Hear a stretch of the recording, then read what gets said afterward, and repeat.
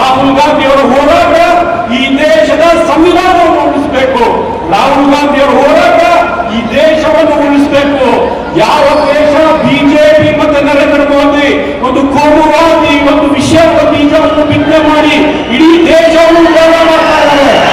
ಅವರ ವಿರುದ್ಧವಾಗಿ ನಮ್ಮ ನಾಯಕರಾದಂತಹ ರಾಹುಲ್ ಗಾಂಧಿ ಅವರು ಇವತ್ತು ಬೆಂಗಳೂರಿಗೆ ಬಂದು ಈ ಪತ್ರಿಕೆ ಮೂಲಕ ಬೆಂಗಳೂರಿನ ಸಂಘಟನೆ ನಿಂತು ಆ ಹೋರಾಟ ಈ ದೇಶದ ಪ್ರಜಾಪ್ರಭುತ್ವವನ್ನು ಉಳಿಸುವುದಕ್ಕೆ ಇವತ್ತು ನಮ್ಮ ನಾಯಕರಾದಂತಹ ರಾಹುಲ್ ಗಾಂಧಿ ಅವರು ಬೆಂಗಳೂರಿಗೆ ಬಂದಿದ್ದಾರೆ. ಯಾಕೆ ಬಂದಿದ್ದಾರೆ? ಈ ದೇಶದ ಬಡವರನ್ನು ಉಳಿಸುವುದಕ್ಕೆ, ಈ ದೇಶದ ಬಡವರ ಅಧಿಕಾರವನ್ನು ಉಳಿಸುವುದಕ್ಕೆ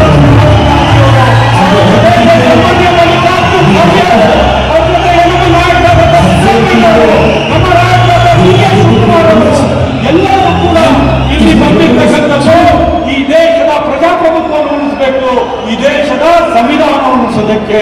ಇವತ್ತು ನಮ್ಮ ದೇಶದ ಪ್ರಗತಿ ರಾಹುಲ್ ಗಾಂಧಿ कैसे बदलेंगे? 10 बाय 10 के घर में रूम में अगर 90 लोगों का वो होता है और महाराष्ट्र के हॉस्टल में अगर 9,000 वोटर्स होते हैं तो आप समझिए ये क्या इलेक्शन कमीशन है, क्या ये मोदी जी की कठपुतली? अब देखिए सब स्पेशल इंटेंशन भारत के लोग लाखों गरीब आदिवासी और अल्पसंख्यकों के वोटर लिस्ट से हटाया जाए।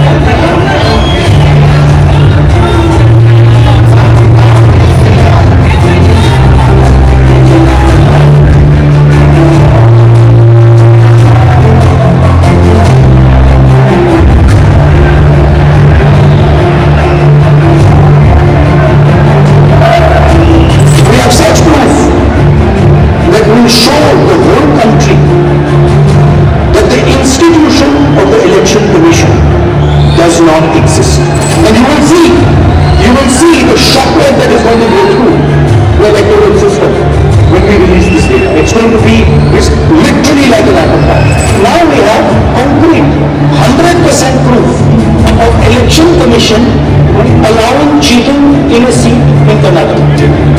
190%. When we decide to show it to you, it is 100% proof. We just looked at one constituency and we found this.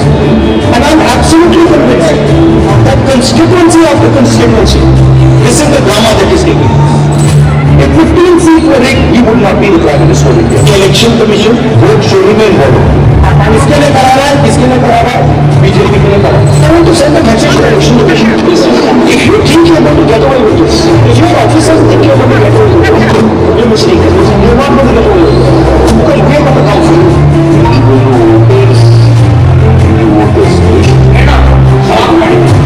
So new people are included in the voters list. To share the voters of you is work. ದಯವಿಟ್ಟು ಎಲ್ಲರೂ ಸಾವಧಾನದಿಂದ ಕೂತ್ಕೋಬೇಕು. ಈ ಒಂದು ಕಾರ್ಯಕ್ರಮ ನಿಮಗೆ ಗೊತ್ತಿದೆ ಎಷ್ಟು ಪ್ರಮುಖವಾದಂತಹ ಕಾರ್ಯಕ್ರಮ. ಸನ್ಮಾನ್ಯ ರಾಹುಲ್ ಗಾಂಧಿ ಅವರು ಬಂದಿದ್ದಾರೆ. ಎಲ್ಲರೂ ಕೂಡ ನೀವು ಹೇಳಬೇಕು ರಾಹುಲ್ ಗಾಂಧಿ ಅವರಿಗೆ ಜಿಂದಾಬಾದ್ ಅಂತ. ರಾಹುಲ್ ಗಾಂಧಿ, ಮಲ್ಲಿಕಾರ್ಜುನ್ ಖರ್ಗೆ, ಸಿದ್ದರಾಮಯ್ಯ ಅವರಿಗೆ, ಡಿ.ಕೆ. ಶಿವಕುಮಾರ್ ಅವರಿಗೆ, ಕೆ.ಸಿ. ವೇಣುಗೋಪಾಲ್ ಅವರಿಗೆ, ಸುರ್ಜೇವಾಲಾ ಅವರಿಗೆ. ಇವಾಗ ಒಂದೇ ಮಾತರಂ, ಇವಾಗ ಅದಾದ ನಂತರ ಕಾರ್ಯಕ್ರಮ ಪ್ರಾರಂಭ ಮಾಡ್ತೀವಿ. ದಯವಿಟ್ಟು ಸೇವಾದಳದವರು ಬಂದು ಒಂದೇ ಮಾತರಂ ಹೇಳಬೇಕು ಅಂತ ನಾವು ಕೇಳ್ಬೋದು. ದಯವಿಟ್ಟು ಎಲ್ಲ ಎದ್ದು ನಿಂತುಕೊಂಡು ಒಂದೇ ಮಾತರಂಗೆ ತಮ್ಮ ಧ್ವನಿ ಮೂಡಿಸ್ಬೇಕು ಅಂತ ಕೇಳ್ಕೊಳ್ತೀವಿ.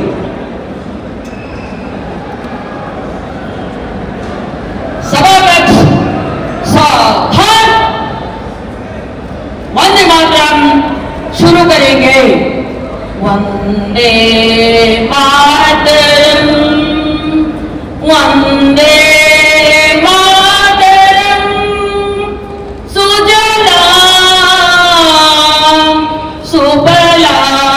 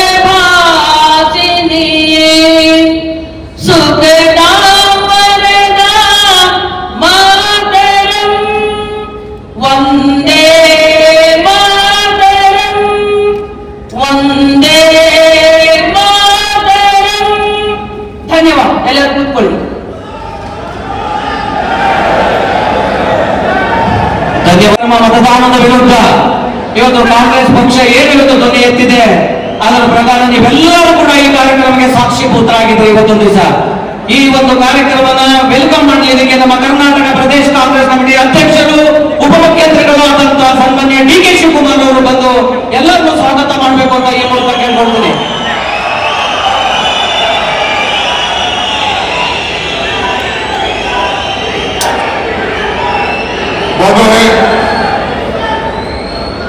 बोलो भारत माता की, कांग्रेस पार्टी की, मल्लिकार्जुन खड़गे की, सोनिया गांधी की, राहुल गांधी की, सिद्धरामैया की। बंधुळे ನಮ್ಮ ರಾಷ್ಟ್ರೀಯ ಕಾಂಗ್ರೆಸ್ ಪಕ್ಷದ ರಾಷ್ಟ್ರೀಯ ಕಾಂಗ್ರೆಸ್ ಪಕ್ಷದ ಅಧ್ಯಕ್ಷರು, ರಾಜ್ಯಸಭೆಯಲ್ಲಿ ವಿರೋಧ ಪಕ್ಷದ ನಾಯಕರು, ನಮ್ಮ ಭೂಮಿಯ ಪುತ್ರರು, ನಮ್ಮ ಹಿರಿಯ ನಾಯಕರಾದಂತ ಶ್ರೀ ಮಲ್ಲಿಕಾರ್ಜುನ್ ಖರ್ಗೆ ಸಾಹೇಬ್ರೆ, ವಿರೋಧ ಪಕ್ಷದ ನಾಯಕರು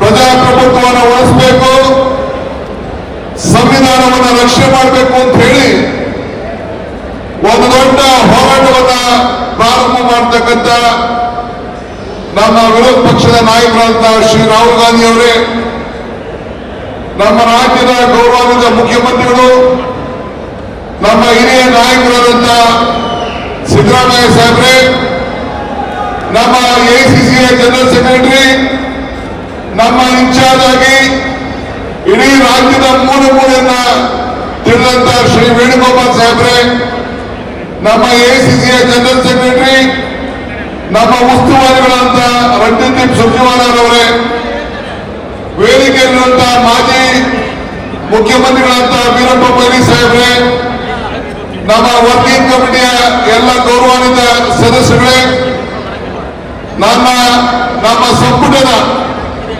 ಎಲ್ಲ ಸಹೋದ್ಯೋಗಿ ಮಿತ್ರರೇ, ಮಾಜಿ ಕಾಂಗ್ರೆಸ್ ಪಕ್ಷದ ಅಧ್ಯಕ್ಷರಾದಂತ ನಮ್ಮ ಪರಮೇಶ್ವರ್ ಅವರೇ ಮತ್ತು ದಿನೇಶ್ ಗುಂಡೂರಾವ್ ಅವರೇ, ನಮ್ಮ ದೇಶಪಾಂಡೆರವರೇ, ಇನ್ನು ಎಲ್ಲ ಎಐಸಿಸಿಯ ಎಲ್ಲ ಕಾರ್ಯದರ್ಶಿಗಳೇ, ಶಾಸಕರೇ, ಕಾಂಗ್ರೆಸ್ ಪಕ್ಷದ ಎಲ್ಲ ಪದಾಧಿಕಾರಿಗಳೇ, block Congress, youth Congress, NSUI, Mahila Congress, ಸೇವಾದಳ ಮತ್ತು ಎಲ್ಲ ಘಟಕದ ಎಲ್ಲ ಅಧ್ಯಕ್ಷಗಳೇ ಮತ್ತು ಇಡೀ ದೇಶದಿಂದ ಈ ಕಾರ್ಯಕ್ರಮವನ್ನು ವೀಕ್ಷಣೆ ಮಾಡ್ತಕ್ಕಂಥ ಎಲ್ಲ ಮತ ಬಾಂಧವರೇ, ಬಂಧು ಮಿತ್ರರೇ, ಇದೊಂದು ಐತಿಹಾಸಿಕವಾದಂತಹ ಹೋರಾಟ. ರಾಹುಲ್ ಗಾಂಧಿ ಅವರು ಈ ದೇಶದ ಸಂವಿಧಾನವನ್ನು ರಕ್ಷಣೆ ಮಾಡಲಿಕ್ಕೆ, ನಮ್ಮ ಮತ ನಮ್ಮ ಹಕ್ಕು, ನಮ್ಮ ಸಂವಿಧಾನ ಅದರ ರಕ್ಷಣೆ, ಇದನ್ನೆಲ್ಲ ಗಮನದಲ್ಲಿಟ್ಕೊಂಡು ಅವರು ಸಂವಿಧಾನದ ಹೆಸರಿನಲ್ಲಿ ಪ್ರಮಾಣ ವಚನವನ್ನ ಪ್ರಾರಂಭವನ್ನು ಮಾಡಿ ಈ ದೇಶಕ್ಕೆ ಒಂದು ಸಂದೇಶವನ್ನು ಕಳಿಸಿಕೊಂಡಿದ್ದಾರೆ. ನಮ್ಮ ರಾಷ್ಟ್ರೀಯ ಕಾಂಗ್ರೆಸ್ ಅಧ್ಯಕ್ಷರಾದ ಮಲ್ಲಿಕಾರ್ಜುನ್ ಖರ್ಗೆ ಸಾಹೇಬರು ಅವರು ಈ ಸಂದರ್ಭದಲ್ಲಿ ಒಬ್ಬ ಬ್ಲಾಕ್ ಕಾಂಗ್ರೆಸ್ನ ಅಧ್ಯಕ್ಷರಾಗಿ ಇವತ್ತು ಮಹಾತ್ಮ ಗಾಂಧೀಜಿಯವರು ಕೂತಂತ ಜಾಗದಲ್ಲಿ 100 ವರ್ಷದ ಹಿಂದೆ ಮಹಾತ್ಮ ಗಾಂಧೀಜಿಯವರು ಇದೇ ರಾಜ್ಯದಿಂದ ಕಾಂಗ್ರೆಸ್ ಪಕ್ಷದ ಅಧ್ಯಕ್ಷರಾಗಿದ್ದು, ಅವರ ಜಾಗದಲ್ಲಿ ಇವತ್ತು ಅವರು ಕೂತ್ಕೊಂಡು ಇವತ್ತು ರಾಜ್ಯದ ಕಾಂಗ್ರೆಸ್ ಪಕ್ಷಕ್ಕೆ ಮಾರ್ಗದರ್ಶನವನ್ನು ಕೊಟ್ಟು ನಮ್ಮ ಈ ರಾಜ್ಯದ ಕಾಂಗ್ರೆಸ್ ಅಧಿಕಾರಕ್ಕೆ ಬರಲಿಕ್ಕೆ ಮುಂಚೂಣಿಯನ್ನು ವಹಿಸಿದ್ದು. ಇವತ್ತು ಅವರು ಬಂದು ಈ ಒಂದು ಐತಿಹಾಸಿಕ ಕಾರ್ಯಕ್ರಮಕ್ಕೆ ಬಂದು ಅಧ್ಯಕ್ಷತೆಯನ್ನು ವಹಿಸಿದ್ದಾರೆ. ನಿಮ್ಮೆಲ್ಲರ ಪರವಾಗಿ ಮಲ್ಲಿಕಾರ್ಜುನ್ ಖರ್ಗೆ ಸಾಹೇಬರಿಗೆ ನಾನು ತುಂಬುವುದರಿಂದ ಸ್ವಾಗತವನ್ನು ಈ ಸಂದರ್ಭದಲ್ಲಿ ನಾನು ಬಯಸ್ತಾ ಇದ್ದೇನೆ. ಇದಲ್ಲದೆ ಶ್ರೀ ರಾಹುಲ್ ಗಾಂಧಿ ಅವರು ಕೂಡ ನಾನು ಈ ದೇಶದ ಎಲ್ಲ ಕಾಂಗ್ರೆಸ್ ಕಾರ್ಯಕರ್ತ ಅಲ್ಲದೆ ಈ ದೇಶದ ಮತದಾರ ಪರವಾಗಿ, ಇಂಡಿಯಾ ಒಕ್ಕೂಟ ಅಲ್ಲ, ಇಡೀ ಎಲ್ಲ ಮತದಾರ ಪರವಾಗಿ ಒಂದು ದಿಟ್ಟವಾದಂತಹ ಹೋರಾಟವನ್ನು ಪ್ರಾರಂಭವನ್ನು ಮಾಡಿ ಇವತ್ತು ಮುನ್ನುಡಿಯನ್ನ ಬರೀತಾ ಇದ್ದಾರೆ. ಅದಕ್ಕೆ ಶ್ರೀ ರಾಹುಲ್ ಗಾಂಧಿ ಅವರಿಗೆ, Rahul G, on behalf of the country and all the voters of this country for having a great enlightenment to us and the country. I welcome you on behalf of the Karnataka Pradesh Congress Committee for you. ಇದಲ್ಲದೆ ಇವತ್ತು ನಾವು ನಮ್ಮ ಎಸಿಸಿಯ general ಸೆಕ್ರೆಟರಿಗಳು ಇದ್ದಾರೆ. ನಮ್ಮ ವೇಣುಗೋಪಾಲ್ ಅವರು ನಮ್ಮ ರಾಜ್ಯವನ್ನ ಅರ್ಥಂತರು ಅವರು ಕೂಡ ಬಂದಿದ್ದಾರೆ. I welcome Shri Venugopal for this great event. Apart from that ಇವತ್ತು ನಮ್ಮ ರಾಜ್ಯದ ಮುಖ್ಯಮಂತ್ರಿಗಳಂತ ಸಿದ್ದರಾಮಯ್ಯ ಸಾಹೇಬರು ಅವರು ಕೂಡ ಬಂದು ತಮ್ಮನ್ನು ಉದ್ದೇಶಿಸಿ ಈ ಒಂದು ಮತಗಟ್ಟೆಯ ಮತದಲ್ಲಿ ಆಗಿರುವಂತಹ ಅವ್ಯವಹಾರದ ಬಗ್ಗೆ ತಮ್ಮ ಅನೇಕ ವಿಚಾರಗಳನ್ನು ಹಂಚಿಕೊಂಡಿದ್ದಾರೆ. ಅವರು ಕೂಡ ನನ್ನ ಈ ಸಂದರ್ಭದಲ್ಲಿ ನಾನು ಸ್ವಾಗತವನ್ನು ನಾನು ಬಯಸ್ತಾ ಇದ್ದೇನೆ. ಇದಲ್ಲದೆ ನಮ್ಮ ಸುರ್ಜೇವಾಲಾ ಸಾಹೇಬರು ಅವರು ಕೂಡ ಈ ಸಂದರ್ಭದಲ್ಲಿ ಬೆಳಗ್ಗೆ ಸಾಯಂಕಾಲ ಈ ರಾಜ್ಯದಲ್ಲಿ ಅಧಿಕಾರ ಬರಲು Surjewala ji you have fought with us last 4 years. You have been helping us to bring the party to come on power. So I welcome you on behalf of the Karnataka Pradesh Congress Committee, sir. I welcome all the Congress party leaders who are on the dais and all of them for again participating. And ನಿಮ್ಮೆಲ್ಲರೂ ಕೂಡ ಈ ಸಂದರ್ಭದಲ್ಲಿ ತಾವೆಲ್ಲ ಇಂದ ಐತಿಹಾಸಿಕ ಕಾರ್ಯಕ್ರಮಕ್ಕೆ ಬಂದಿದ್ದೀರಿ. ನಾನು ಹೆಚ್ಚಿಗೆ ಮಾತಾಡಕ್ಕೆ ಹೋಗುದಿಲ್ಲ. ರಾಹುಲ್ ಗಾಂಧಿ ಸಾಹೇಬರು, ಖರ್ಗೆ ಸಾಹೇಬರು, ಸಿದ್ದರಾಮಯ್ಯ ಸಾಹೇಬರು ಮಾತಾಡ್ತಾರೆ. ಮೊನ್ನೆ human rights commission, human right department ಇಂದ ಒಂದು ಸಭೆ ನಡೆಯಿತು. ನಮ್ಮ ರಾಹುಲ್ ಗಾಂಧಿ ಅವರು ಒಂದು ವಿಚಾರವನ್ನು ಹೇಳಿದ್ರು ಆ ಮೀಟಿಂಗ್ ನಲ್ಲಿ. ಅವ್ರು ಏನು ಹೇಳಿದ್ರು ಅಂತಂದ್ರೆ, ಈ ಸಂವಿಧಾನವನ್ನು ರಕ್ಷಣೆ ಮಾಡಬೇಕು, ಮತಗಳನ್ನ ಉಳಿಸಬೇಕು. ಪ್ರತಿಯೊಂದು ಹಾಸ್ಪಿಟಲ್ ನಲ್ಲಿ ಯಾವ ರೀತಿ ಒಂದು ಬ್ಲಡ್ ಬ್ಯಾಂಕ್ ಇದೆ, ಅದೇ ರೀತಿ ಒಂದು ಲೀಗಲ್ ಬ್ಯಾಂಕ್ ಅನ್ನ ಮತಗಳನ್ನ ರಕ್ಷಣೆ ಮಾಡಲಿಕ್ಕೆ ಪ್ರತಿಯೊಂದು ಅಸೆಂಬ್ಲಿ ಕ್ಷೇತ್ರದಲ್ಲೂ ಕೂಡ ಒಂದು ಲೀಗಲ್ ಬ್ಯಾಂಕ್ ಅನ್ನ ಪ್ರಾರಂಭ ಮಾಡಬೇಕು ಅಂತ ಹೇಳಿ ಅವರ ಮಾರ್ಗದರ್ಶನ ಕೊಟ್ಟಿದ್ದಾರೆ. I agree Rahul G. On the legal day which we had A meeting, you guided us how the hospital will have a blood bank. On the same issue, you should have a legal bank to protect the workers and the constitution of this country. So I am giving a call, as you rightly said, to all our party cadres that every assembly segment should have a legal bank so that you protect the constitution and enlighten the voters. ಆದ್ರಿಂದ ಇನ್ನು ಮಿಕ್ಕಿದ ವಿಚಾರಗಳನ್ನು ಅನೇಕ ಸಂದರ್ಭದಲ್ಲಿ ನಾನು ಹಂಚಿಕೊಳ್ತಾ ಇದ್ದೇನೆ. ನಾನು ಜಾಸ್ತಿ ಮಾತಾಡಕ್ಕೆ ಹೋಗೋದಿಲ್ಲ. ಈಗ ನಮ್ಮ ರಾಜ್ಯದ ಮುಖ್ಯಮಂತ್ರಿಗಳು ಮಾತಾಡ್ತಾರೆ. ರಾವ್ಜಿ ಒಂದು ಈಗ ತಮ್ಮನ್ನು ಉದ್ದೇಶಿಸಿ ನಮ್ಮ ರಾಜ್ಯದ ಗೌರವಾನ್ವಿತ ನಮ್ಮ ರಾಷ್ಟ್ರದ ನಾಯಕರಾದಂತಹ ಶ್ರೀ ರಾಹುಲ್ ಗಾಂಧಿ ಅವರು ಮಾತಾಡ್ತಾರೆ. ಅದಾದ ಮೇಲೆ ಬೇರೆ ನಾಯಕರುಗಳು ಮಾತಾಡ್ತಾರೆ. ಕೇಳಬೇಕು ಅಂತ ಹೇಳಿ ನಾನು ಪ್ರಾರ್ಥನೆ ಮಾಡ್ತೇನೆ.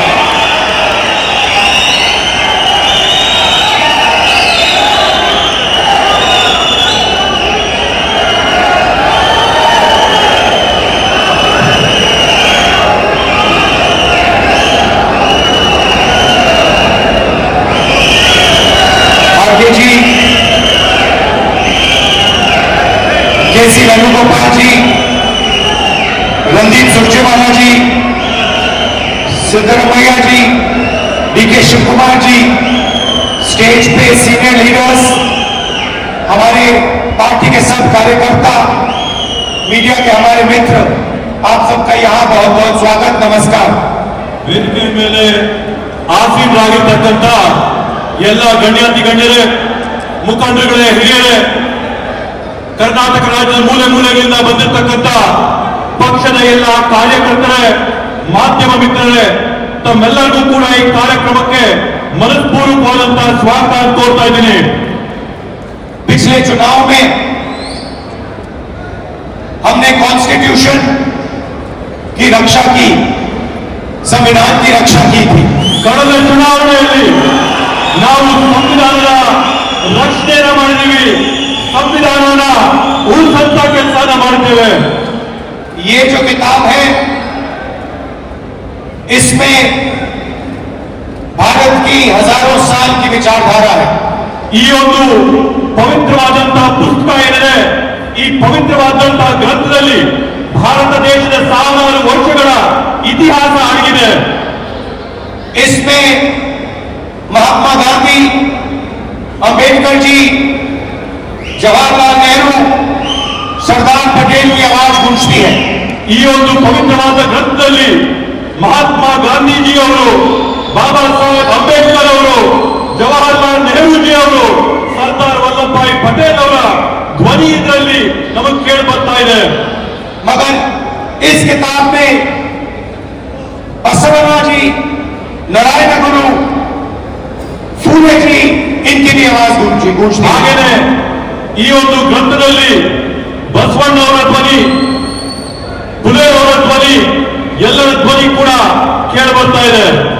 और इसकी नींव, इसका foundation one man one vote.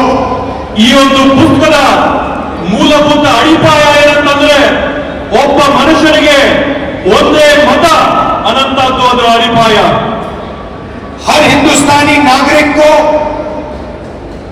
यह संविधान एक वोट का अधिकार देता है। ಪ್ರತಿಯೊಬ್ಬ ಭಾರತೀಯ ಪ್ರಜೆಗೂ ಕೂಡ ಈ ಸಂವಿಧಾನ ಪುಸ್ತಕದ ಮುಖಾಂತರವಾಗಿ ಒಂದೇ ಒಂದು ಮತದ ಹಕ್ಕು ಎಲ್ಲರಿಗೂ ಕೂಡ ಕೊಡುವಂಥದ್ದು. पिछले चुनाव में बीजेपी ने कहा, मोदी जी ने, इनके नेताओं ने इस पर आक्रमण किया। ಕಳೆದ ಚುನಾವಣೆಯಲ್ಲಿ ಬಿಜೆಪಿಯ ಮುಖಂಡರು, ನರೇಂದ್ರ ಮೋದಿಜಿ ಅವರು, ಅವರ ಪಕ್ಷದ ಕಾರ್ಯಕರ್ತರು ಈ ಒಂದು ಪವಿತ್ರವಾದಂತಹ ಗ್ರಂಥದ ಮೇಲೆ ಬೇರೆ ಬೇರೆ ರೀತಿಯಾದಂತಹ ಪ್ರಹಾರಗಳನ್ನ ಮಾಡಿದ್ದಾರೆ. हिंदुस्तान की संस्थाओं को खत्म करके इस पर आक्रमण किया। ಭಾರತ ದೇಶದ ವಿವಿಧವಾದಂತಹ ಸಂಸ್ಥೆಗಳನ್ನ ಅದರ ಮೇಲೆ ಪ್ರಹಾರ ಮಾಡಿ ಈ ಒಂದು ಸಂವಿಧಾನ ಮುಗಿಸಂತ ಷಡ್ಯಂತ್ರ ಪ್ರಯತ್ನ ಮಾಡಿದ್ರು. पिछले चुनाव में हमारे सामने एक सवाल उठा। ಕಳೆದ ಚುನಾವಣೆಯಲ್ಲಿ ನಮ್ಮೆಲ್ಲರ ಮುಂದೆ ಒಂದು ಪ್ರಶ್ನೆ ಉದ್ಭವಿಸಿತು. लोकसभा का चुनाव हुआ, उसके बाद महाराष्ट्र का चुनाव होता है। ಲೋಕಸಭೆಯ ಒಂದು ಚುನಾವಣೆ ಆಯಿತು. ಆ ಲೋಕಸಭೆಯ ಚುನಾವಣೆಯ ಬೆನ್ನಲ್ಲೇನೆ ಮಹಾರಾಷ್ಟ್ರ ರಾಜ್ಯದಲ್ಲಿ ಅಲ್ಲಿನ ವಿಧಾನಸಭೆಯ ಚುನಾವಣೆ ಆಯಿತು. लोकसभा में हमारा गठबंधन महाराष्ट्र के चुनाव को जीतता है। ಮಹಾರಾಷ್ಟ್ರದ ಲೋಕಸಭೆಯ ಚುನಾವಣೆಯಲ್ಲಿ ನಮ್ಮ ಇಂಡಿಯಾ ಮೈತ್ರಿಕೂಟ ಅಲ್ಲಿರ್ತಕ್ಕಂಥ ಚುನಾವಣೆಯಲ್ಲಿ ಜಯನ ಸಾಧಿಸುತ್ತೆ. और फिर 4 महीने बाद बीजेपी महाराष्ट्र में विधानसभा जीतती है। ಅದಾದ ನಂತರ ಕೇವಲ 4 ತಿಂಗಳೊಳಗೆ ಬಿಜೆಪಿಯಲ್ಲಿ ವಿಧಾನಸಭೆಯ ಚುನಾವಣೆಯಲ್ಲಿ ಗೆಲುವನ್ನ ಸಾಧಿಸುತ್ತೆ. आश्चर्यजनक नतीजा था। ಇವತ್ತು ಅದರ ಪರಿಣಾಮ ಏನಾಗಿದೆ? हमने पता लगाया तो पता लगा कि 1 करोड़ नए वोटरों ने वोट किया विधानसभा में। ಇವತ್ತು ನಾವು ಆ ಒಂದು ಫಲಿತಾಂಶದಲ್ಲಿ ಪತ್ತೆ ಹಚ್ಚಿದ್ದೇನಂತಂದ್ರೆ ವಿಧಾನಸಭೆಯ ಚುನಾವಣೆಯಲ್ಲಿ ಹೊಸದಾಗಿ 1 ಕೋಟಿ ಜನ ಮತದಾನ ಮಾಡಿದ್ದಾರೆ ಅಂತೇಳಿ. 1 करोड़ नए लोग जिन्होंने लोकसभा में अपना वोट नहीं डाला था, जादू से ये विधानसभा में वोट डालने निकला। 1 ಕೋಟಿ ಜನ ಲೋಕಸಭೆಯ ಚುನಾವಣೆಯಲ್ಲಿ ಯಾರು ಮತ ಹಾಕಿರ್ಲಿಲ್ವೋ ಆ ಜನ 1 ಕೋಟಿ ಜನ ಹೊಸದಾಗಿ ಮಹಾರಾಷ್ಟ್ರದಲ್ಲಿ ನಡೆದಂತಹ ವಿಧಾನ ಪರಿಷತ್ತಿನ ಚುನಾವಣೆಯಲ್ಲಿ मतदान ಮಾಡತಕ್ಕಂಥದ್ದನ್ನ ನಾವು ಗಮನಿಸಿದ್ದೇವೆ. और जहां भी ये नए वोटर आए वहां पर बीजेपी चुनाव जीती। ಅದರ ನೇರವಾದಂತಹ ಪ್ರತಿಫಲ ಏನಾಗುತ್ತೆ ಅಂತಂದ್ರೆ ಆ ಚುನಾವಣೆಯಲ್ಲಿ ಬಿಜೆಪಿ ಪಕ್ಷ ಜಯನ ಸಾಧಿಸುತ್ತೆ. हमारे गठबंधन के वोट कम नहीं हुए। ನಮ್ಮ ಒಂದು ಮೈತ್ರಿಯ ಫಲಿತಾಂಶದಲ್ಲಿ ನಮ್ಮ ಮತಗಳ ಸಂಖ್ಯೆಯಲ್ಲಿ ಯಾವುದೇ ಒಂದು ಚೂರು ಕೂಡ ಕಡಿಮೆ ಆಗಿಲ್ಲ. जितने हमें लोकसभा में मिले उतने ही हमें विधानसभा में मिले। ನಮಗೆ ಲೋಕಸಭೆಯ ಚುನಾವಣೆಯಲ್ಲಿ ಎಷ್ಟು ಮತಗಳು ನಮ್ಗೆ ಸಿಕ್ಕಿತ್ತು, ವಿಧಾನಸಭೆಯ ಚುನಾವಣೆಯಲ್ಲಿ ಕೂಡ ನಮ್ಗೆ ಅಷ್ಟೇ ಮತ ಸಿಕ್ತು. और सारे के सारे जो वोटर बढ़ाए गए वो बीजेपी खाते में गए। ಆದ್ರೆ ಹೊಸದಾಗಿ ಏನು ಮತಗಳನ್ನ ಪಟ್ಟಿಗೆ ಸೇರಿಸಿದ್ರು ಆ ಎಲ್ಲಾ ಮತಗಳು ಕೂಡ ಬಿಜೆಪಿ ಪಕ್ಷದ ತೆಕ್ಕೆಗೆ उस दिन हमने डिसाइड किया कि कुछ ना कुछ दाल में काला है। ಆವತ್ತು ನಾವು ತೀರ್ಮಾನ ಮಾಡಿದ್ವಿ, ಈ ಒಂದು ಚುನಾವಣೆಯ ಪ್ರಕ್ರಿಯೆಯಲ್ಲಿ ಏನೋ ಒಂದು ಸಂದೇಹಾಸ್ಪದವಾದಂತಹ ವಿಷಯ ಇದೆ ಅಂತೇಳಿ. कर्नाटक में हमारी जो सर्वेस थी, हमारी जो पोलिंग थी, हमें हमें 15 या 16 सीट दे रही थी। ನಮಗೆ ಕರ್ನಾಟಕ ರಾಜ್ಯದಲ್ಲಿ ಲೋಕಸಭೆ ಚುನಾವಣೆ ಸಂದರ್ಭದಲ್ಲಿ ನಾವು ನಡೆಸಿದಂತ ಆಂತರಿಕವಾದಂತಹ ಸಮೀಕ್ಷೆಯಲ್ಲಿ ಖಚಿತವಾಗಿ ನಮಗೆ 15ರಿಂದ 16 सीट ಬಂದೇ ಬರ್ತಿರಂತ ವಿಶ್ವಾಸ ನಮಗೆ हमारी पोलिंग के मुताबिक 16 सीटों में हम आगे थे, हमें जीतना था।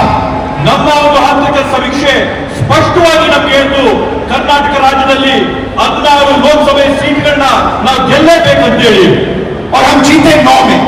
ಆದ್ರೆ ನಮಗೆ ಫಲಿತಾಂಶ ಸಿಕ್ಕಿದಾಗ 9 ಗೆಲುವಾಗಿದ್ದು तो हमने सवाल पूछने शुरू किए। ಆಗ ನಾವು ಪ್ರಶ್ನೆ ಮಾಡೋಕೆ ಪ್ರಾರಂಭ ಮಾಡಿದ್ವಿ क्या सचमुच हम ये सीटें हारे थे? ನಾವು ಎಲ್ಲ ಈ ರೀತಿಯಾದಂತಹ ಚುನಾವಣೆಗಳು ಈ ಕಾರಣದಿಂದಲೇ ನಾವು ಸೋತಿದ್ದ चुनाव आयोग से हम वोटर लिस्ट मांगते थे, electronic soft copy voter list की मांगते थे, वो मना कर देते। ನಾವು ಚುನಾವಣೆ ಆಯೋಗದಲ್ಲಿ ಮನವಿ ಮಾಡ್ತಾ ಇದ್ವಿ ನಮ್ಗೆ ಡಿಜಿಟಲ್ ಕಾಪಿ ಕೊಡಿ ನಮ್ಮ ಮತದಾರರ ಪಟ್ಟಿ ಅಂತೇಳಿ ಮನವಿ ಮಾಡಿದಂತ ಸಂದರ್ಭದಲ್ಲಿ ಯಾವಾಗಲೂ ಕೂಡ ಚುನಾವಣೆ ಆಯೋಗ ಆ ಮನವಿನ ನಿರಾಕಾರ ಮಾಡ್ತಾ ಇತ್ತು वीडियोग्राफी मांगी, उन्होंने नहीं दी और फिर कानून बदल दिया। ಅಂಕಿಯ ಮತದಾರರ ಪಟ್ಟಿನ ನಾವು ಮನವಿ ಮಾಡಿದ್ರೆ ಅದನ್ನ ನಿರಾಕಾರ ಮಾಡಿ ಅದನ್ನ ಬದಲಾಯಿಸ್ಬಿಟ್ಟಿದ್ದಾರೆ और फिर कहा कि 45 दिन के अंदर 45 दिन के बाद वीडियोग्राफी को रद्द खत्म कर देना चाहिए, डिस्ट्रॉय कर देना चाहिए। ಅದ್ರ ಜೊತೆಗೆ ಹೊಸ ಆದೇಶನ ಹೊರಡಿಸಿ ಚುನಾವಣಾ ಮತಗಟ್ಟೆಗಳಲ್ಲಿ ರೆಕಾರ್ಡಿಂಗ್ ಆದಂತ ವಿಡಿಯೋನ 45 ದಿನದ ಒಳಗಡೆ ಹರಿಸಂತ ಕುತಂತ್ರನ ಮಾಡಿದ್ದಾರೆ तो एक लोकसभा में हमने अपनी एनालिसिस शुरू की। ಆದ್ರಿಂದ ನಾವು ಒಂದು ಲೋಕಸಭಾ ಕ್ಷೇತ್ರದಿಂದ ನಮ್ಮ ವಿಶ್ಲೇಷಣೆನ ನಾವು ಪ್ರಾರಂಭ ಮಾಡಿದ್ವಿ बैंगलोर सेंट्रल की लोकसभा और उसमें हमने एक विधानसभा चुनी, महादेवापुरा। ಬೆಂಗಳೂರು ಕೇಂದ್ರ ಬ್ಯಾಂಗ್ಳೂರ್ ಸೆಂಟ್ರಲಿನ ಲೋಕಸಭೆ ಕ್ಷೇತ್ರದಲ್ಲಿ ಒಂದು ವಿಧಾನಸಭೆಯ ಕ್ಷೇತ್ರವಾದಂತ ಮಹದೇವಪುರ ಕ್ಷೇತ್ರದ ಫಲಿತಾಂಶನ ನಾವು ವಿಶ್ಲೇಷಣೆ ಮಾಡಿದ್ವಿ और आपने मेरा कल प्रेस कॉन्फ्रेंस देखा होगा, उसमें हमने 100% साबित कर दिया है कि इलेक्शन कमीशन और बीजेपी ने मिलकर आपसे कर्नाटका से लोकसभा चुराई है। ನೀವು ನಿನ್ನೆ ನಾನು ಮಾಡಿದಂತ ಪತ್ರಿಕಾಗೋಷ್ಠಿಯಲ್ಲಿ ನೋಡಿರ್ಬೋದು ನಾವು ಆ ಪತ್ರಿಕಾಗೋಷ್ಠಿಯಲ್ಲಿ 100ಕ್ಕೆ 100 ಸಾಬೀತು ಮಾಡಿದೀವಿ ಚುನಾವಣೆ ಆಯೋಗ ಮತ್ತೆ ಬಿಜೆಪಿ ಪಕ್ಷ ಸೇರ್ಕೊಂಡು ಈ ಚುನಾವಣೆಯಲ್ಲಿ ಮಾಡಿರ್ತಕ್ಕಂಥ ಮೋಸನ महादेवापुरा में 6.5 लाख वोट है असेंबली में, ಮಹದೇವಪುರ ಮತಕ್ಷೇತ್ರದಲ್ಲಿ 6.5 ಲಕ್ಷ ಮತಗಳಿವೆ और उसमें से 1,250,000 वोट चोरी किए गए। ಅದರಲ್ಲಿ 1,250,000 ಮತಗಳನ್ನ ಇವತ್ತು ಮತಗಳ್ಳತನ ಆಗಿದೆ ಅಂತೇಳಿ ಘಂಟಾಘೋಷವಾಗಿ ಹೇಳ್ತೀನಿ मतलब 6 में से 1 वोट इन्होंने चोरी किया।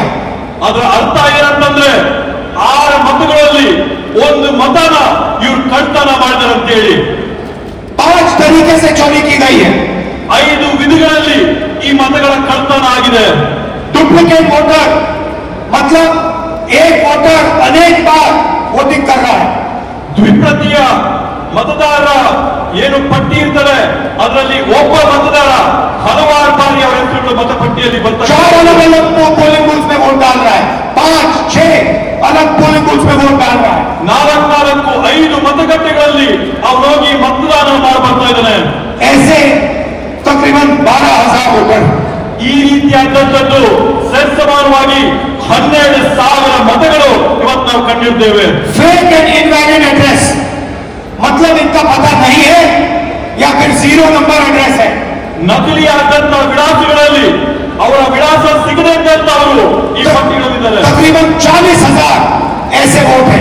ಹತ್ತತ್ರ 40,000 ಈ ರೀತಿಯಾಗಿ ವಿಳಾಸ ಸಿಗದೆ ಇದ್ದಂತ ಮತದಾರರು ನಾವು ಗುರುತಿಸಿದ್ದೇವೆ बल्क वोटर एक एड्रेस में, ಒಂದೇ ವಿಳಾಸದಲ್ಲಿ ದೊಡ್ಡ ಸಂಖ್ಯೆಯಲ್ಲಿ ಮತದಾರರ ನೋಂದಣಿಯಾಗಿರ್ತಕ್ಕಂಥದ್ದನ್ನ ನಾವು ಗುರುತಿಸಿದ್ದೇವೆ एक बेडरूम का घर है और उसमें 40-50 लोग रहते हैं। ಒಂದೇ ಒಂದು ಕೊಠಡಿಯ ಮನೆ ಇದೆ ಆ ಒಂದು ಕೊಠಡಿಯ ಮನೆಯಲ್ಲಿ 40-50-80 ಜನ ವಾಸ ಇದ್ದಾರೆ और जब उनको वहां ढूंढने जाते हैं वहां पे कोई नहीं। ಅಲ್ಲಿ ನಾವು ನಮ್ಮ ಜನರ ಕಳಿಸಿದಂತ ಸಂದರ್ಭದಲ್ಲಿ, ಅಲ್ಲಿ ನಾವು ಪರೀಕ್ಷೆ ಮಾಡಿದಂತ ಸಂದರ್ಭದಲ್ಲಿ ಅಲ್ಲಿ ನಮ್ಗೆ ಯಾರು ಕೂಡ ಸಿಗ್ಲಿಲ್ಲ. और घर का मालिक बीजेपी का लीडर. ಅಲ್ಲಿ ಯಾರಿದ್ದಾರೆ ಅಂತಂದ್ರೆ ಅಲ್ಲಿರ್ತಕ್ಕಂಥದ್ದು ಬಿಜೆಪಿ ಪಕ್ಷದ ಒಬ್ಬ ನಾಯಕ. इनवैलिड फोटो 4000 वोट जिसमें फोटो है ही नहीं या इतनी छोटी फोटो है कि दिखाई नहीं देती. ಕೆಲವೊಂದು ಮತದಾರರ ಗುರುತಿನ ಚೀಟಿಯಲ್ಲಿ ಮತದಾರರ ಭಾವಚಿತ್ರನ ಸಿಕ್ಕಲ್ಲ. 4000 ಈ ರೀತಿಯಾದಂತಹ ಪ್ರಕರಣಗಳನ್ನ ನಾವು ನೋಡಿದ್ದೇವೆ. और 34,000 तकरीबन 34,000 वोट जहां फॉर्म 6 को मिसयूज किया गया है. ಮತ್ತೆ ಅದರ ಜೊತೆಗೆ ವಿಶೇಷವಾಗಿ ಸುಮಾರು 32,000 ಪ್ರಕರಣಗಳಲ್ಲಿ ಮತದಾರರ ಪಟ್ಟಿಯಲ್ಲಿ ನಮೂನೆ 6ರಲ್ಲಿ ಏನು ನೂತನವಾಗಿ ಮತದಾನ ಹಾಕಬೇಕೋ ಅದರಲ್ಲಿ ನಾವು ಅವ್ಯವಹಾರ ಕಂಡಿದ್ದೇವೆ. फॉर्म 6 फर्स्ट टाइम वोटर्स के लिए होती है. ನಮೂನೆ 6 ಏನಿರುತ್ತೆ ಚುನಾವಣೆಯ ಪ್ರಕ್ರಿಯೆಯಲ್ಲಿ ಅದು ನೂತನವಾಗಿ ಮತದಾನ ಮಾಡೋರಿಗೋಸ್ಕರ ಮೀಸಲು ಮಾಡಿರ್ತಕ್ಕಂಥ ನಮೂನೆ. 34,000 ऐसे लोग हैं जिनकी आयु किसी की 90 साल, किसी की 80, 81, 82. 34,000 ಈ ರೀತಿಯಾದಂತ ಜನ ಇದ್ದಾರೆ. ಯಾರ ವಯಸ್ಸು 95 ವರ್ಷ ಆಗಿದೆ, 90 ವರ್ಷ ಆಗಿದೆ, 85 ವರ್ಷ ಆಗಿದೆ.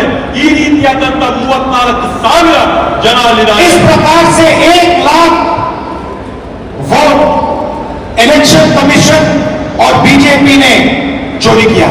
ಈ ರೀತಿಯಲ್ಲಿ ಈ ಮಾದರಿಯಲ್ಲಿ ಬಿಜೆಪಿ ಪಕ್ಷ ಮತ್ತೆ ಚುನಾವಣೆ ಆಯೋಗ 1 ಲಕ್ಷ ಮತಗಳ ಕಳ್ತನ ಮಾಡತಕ್ಕಂಥದ್ದು ನಾವು ನೋಡಿದ್ದೇವೆ. डुप्लीकेट वोटर्स में एक व्यक्ति कर्नाटक में वोट देता है, उसके बाद उत्तर प्रदेश में वोट देता है. ನಕಲಿ ಮತದಾರರ ಪಟ್ಟಿಯಲ್ಲಿ ನಾವು ನೋಡಿದ್ವಿ, ನಕಲು ಮಾಡಿಕೊಂಡು ಒಬ್ಬೇ ಮತದಾರನು ಕರ್ನಾಟಕ ರಾಜ್ಯದಲ್ಲಿ ಮತ ಹಾಕ್ತಾನೆ, ಮಹಾರಾಷ್ಟ್ರದಲ್ಲಿ ಮತ ಹಾಕ್ತಾನೆ, ಯುಪಿ ರಾಜ್ಯದಲ್ಲಿ ಮತ वोट देने का अधिकार उसको बेंगलोर में है, लखनऊ में है, वाराणसी में है, अलग अलग जगह देश में ये लोग वोट डालने के लिए ऑथराइज है. ಮತದಾನ ಮಾಡುವಂತ ಹಕ್ಕು ಈ ವ್ಯಕ್ತಿಗೆ ಬೆಂಗಳೂರಿನಲ್ಲಿದೆ, ಲಕ್ನೋನಲ್ಲಿದೆ, ವಾರಣಾಸಿನಲ್ಲಿದೆ. ಈ ದೇಶದ ವಿವಿಧ ವಿವಿಧ ಭಾಗಗಳಲ್ಲಿ ಮತದಾನ ಮಾಡುವಂತ ಹಕ್ಕನ್ನ ಈ ವ್ಯಕ್ತಿ ಕೊಟ್ಟಿದ್ದಾರೆ. मुझसे इलेक्शन कमीशन एफिडेविट मांगता है. ನನ್ನ ಹತ್ರದಿಂದ ಇವತ್ತು ಚುನಾವಣೆ ಆಯೋಗ ಪ್ರಮಾಣ ಪತ್ರ ಕೇಳ್ತಾ ಇದ್ದಾರೆ. मुझसे कहता ही भी वोट लेना है, वोट लेना है. ಅವ್ರು ನನಗೆ ಕೇಳ್ತಾ ಇದ್ದಾರೆ, ನಿಮ್ ಮುಂದೆ ಬಂದು ಪ್ರಮಾಣ ಮಾಡಿ ಅಂತ. मैंने पार्लियामेंट के सामने, पार्लियामेंट के अंदर वोट लिया है. ನಾನು इस संविधान के सामने वोट लिया है. इस पर हाथ डाल के वोट लिया है. इस पर हाथ डालकर वोट लिया है. ನಾನು ಸಂಸತ್ ಭವನದಲ್ಲಿ ಪ್ರತಿಜ್ಞೆ ಮಾಡ್ತೀನಿ, ಸಂಸತ್ನಲ್ಲಿ ಪ್ರತಿಜ್ಞೆ ಮಾಡ್ತೀನಿ, ಈ ಸಂವಿಧಾನದ ಮೇಲೆ ನಾನು ಪ್ರತಿಜ್ಞೆ ಮಾಡ್ತೀನಿ, ನಾನು ನುಡಿಯಂತದ್ದೆಲ್ಲ ಸತ್ಯ ಅಂತ ಪ್ರತಿಜ್ಞೆ ಮಾಡಿದ್ದೇನೆ. और आज जब हिंदुस्तान की जनता हमारे डेटा को लेकर इलेक्शन कमीशन के वेबसाइट पर सवाल पूछ रही है, तो इलेक्शन कमीशन ने अपना वेबसाइट बंद कर दिया. ಇವತ್ತು ನಮ್ಮ ದೇಶದ ಪ್ರಜೆಗಳು ನಮ್ಮ ಒಂದು ಪತ್ರಿಕಾಗೋಷ್ಠಿ ನೋಡಿದ ನಂತರ ಚುನಾವಣೆ ಆಯೋಗದ ವೆಬ್ಸೈಟ್ ಅಲ್ಲಿ ಪ್ರಶ್ನೆ ಮಾಡಕ್ಕೆ ಪ್ರಯತ್ನ ಮಾಡಿದ್ರೆ ಚುನಾವಣೆ ಆಯೋಗದ मध्य प्रदेश, ವೆಬ್ಸೈಟ್ राजस्थान, बिहार के वेबसाइट बंद कर दिए हैं. ಇವತ್ತು ಬೇರೆ ಬೇರೆ ರಾಜ್ಯಗಳ ವೆಬ್ಸೈಟ್, ಚುನಾವಣೆ ವೆಬ್ಸೈಟ್, ಬಿಹಾರದ ಚುನಾವಣೆಯ ವೆಬ್ಸೈಟ್ ಇವತ್ತು ಬಂದ್ ಮಾಡಿದ್ದಾರೆ. क्योंकि वो जानते हैं कि अगर हिंदुस्तान की जनता ने इसी डेटा को लेकर सवाल पूछना शुरू कर दिया तो उनका पूरा ढांचा कोलैप्स कर जाएगा. ಯಾಕಂತಂದ್ರೆ ಅವ್ರಿಗೆ ಮನವರಿಕೆ ಆಗಿದೆ, ಭಾರತ ದೇಶದ ಪ್ರಜೆಗಳು ಈ ಒಂದು ವಿಷಯನ ಕೇಳ್ಕೊಂಡು ಪ್ರಶ್ನೆ ಮಾಡಕ್ಕೆ ಪ್ರಾರಂಭ ಮಾಡಿದ್ರೆ ಅವರ ಒಂದು ನಾಟಕ ಏನ್ ನಡೀತದೆ ಆ ನಾಟಕ ಮುಗಿದೋಗುತ್ತೆ ಅಂತ ಭಯ ಇವತ್ತು ಅವ್ರು ಬಂದಿದೆ. मैं यहां इस स्टेज से गारंटी देके कह रहा हूं, हमारी मांग है कि इलेक्शन कमीशन हमें पूरी देश की इलेक्ट्रॉनिक वोटर लिस्ट दे. ನಾನು ಈ ವೇದಿಕೆ ಮುಖಾಂತರವಾಗಿ ಚುನಾವಣಾ ಆಯೋಗ ಮಾಡುವಂತ ಮನವಿ ಏನಂತಂದ್ರೆ, ಈ ದೇಶದಲ್ಲಿರ್ತಕ್ಕಂಥ ಎಲ್ಲ ಚುನಾವಣೆಯ ಪಟ್ಟಿಗಳನ್ನ ನಮ್ಗೆ ಎಲೆಕ್ಟ್ರಾನಿಕ್ ಫಾರ್ಮ್ ಅಲ್ಲಿ, ಡಿಜಿಟಲ್ ಫಾರ್ಮ್ ಅಲ್ಲಿ ಕೊಡಿ ಅಂತ ಹೇಳಿ. वीडियोग्राफी के रिकॉर्ड्स दे. ಇವತ್ತೇನು ನೀವು ರೆಕಾರ್ಡಿಂಗ್ ಮಾಡ್ತೀರಾ ಮತಗಟ್ಟೆಗಳಲ್ಲಿ, ಆ ರೆಕಾರ್ಡಿಂಗ್ ಮಾಡಿದಂತ ಮಾಹಿತಿನ ನಮಗೆ ಕೊಡಿ ಅಂತ ಹೇಳಿ. और अगर ये हमें देंगे तो हम ये साबित कर लेंगे कि सिर्फ एक सीट नहीं चोरी हुई है. ಇವತ್ತು ಇದನ್ನ ಮಾಹಿತಿ ನಮಗೆ ಕೊಟ್ರೆ ನಾವು ಸಾಬೀತು ಮಾಡಿ ಮತ ಇಲ್ಲಿ ಒಂದು ಸೀಟಿನ ಕಳ್ತನ ಆಗಿದೆ ಅಂತ ಹೇಳಿ. और सिर्फ कर्नाटका में नहीं चोरी हुई है, पूरे हिंदुस्तान में सीटें चोरी हुई है. ಈ ಕಳ್ತನ ಕೇವಲ ಕರ್ನಾಟಕ ರಾಜ್ಯದ ಒಂದರಲ್ಲೇ ಅಲ್ಲ, ಭಾರತ ದೇಶಾದ್ಯಂತ ಪೂರ್ತಿ ಈ ರೀತಿಯಾಗಿ ಮತಗಳ ಕಳ್ತನ ಆಗಿದೆ. इलेक्शन कमीशन बीजेपी का नहीं है. इलेक्शन कमीशन संविधान के लिए काम करता है. ಇವತ್ತು ಚುನಾವಣೆ ಆಯೋಗ ಇದೆ, ಬಿಜೆಪಿ ಅವರ ಪರವಾಗಿ ನಿಂತಿದೆ. ಎಲೆಕ್ಷನ್ ಕಮಿಷನ್ ಏನಿದೆ ಇವತ್ತು ಸಂವಿಧಾನದ ವಿರುದ್ಧವಾಗಿ ಇವತ್ತು ನಡ್ಕೋತಾ ಇದೆ. और कर्नाटक में सीट चोरी की गई है. एक लोकसभा को हमने जांच करके निकाला है. मैं कह सकता हूं कि 1 से ज्यादा सीटें यहां चोरी हुई है.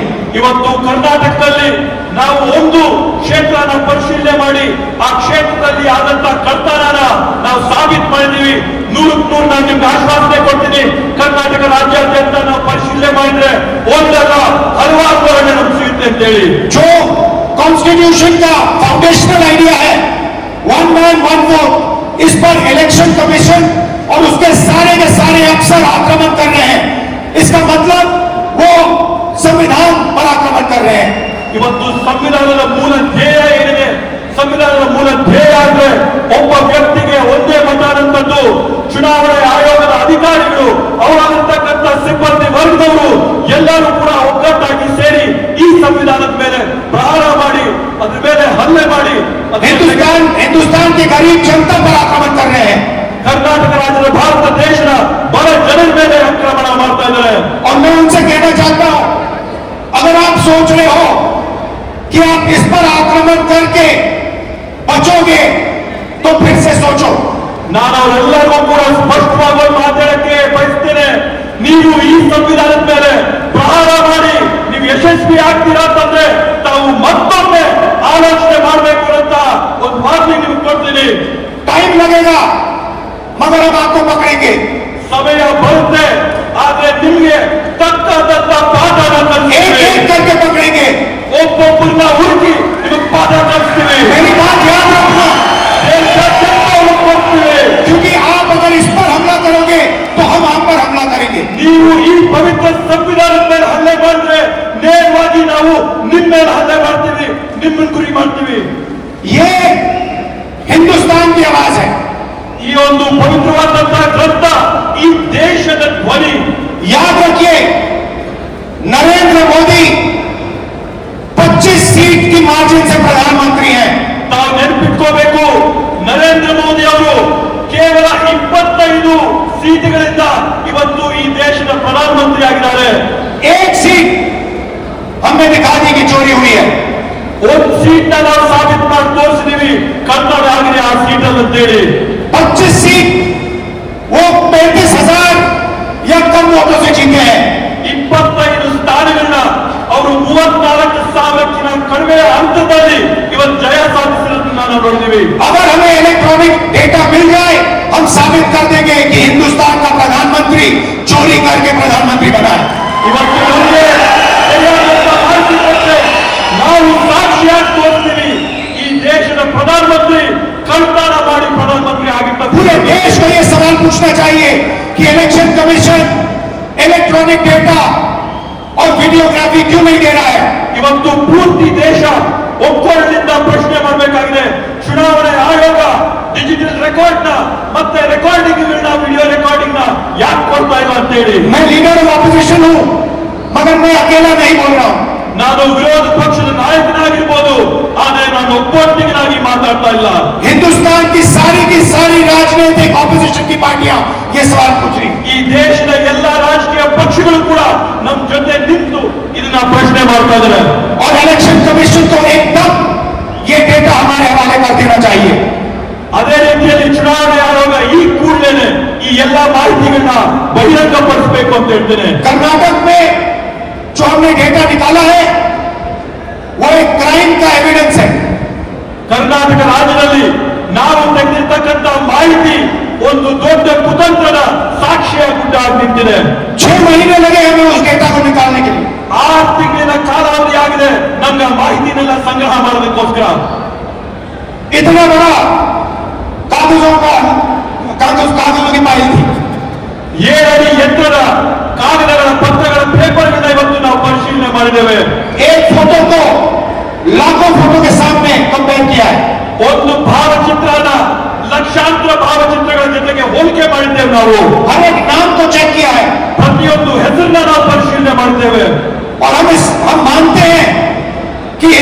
हिंदुस्तान का पूरा जो डेटा है, इलेक्शन का डेटा है, वो एविडेंस है।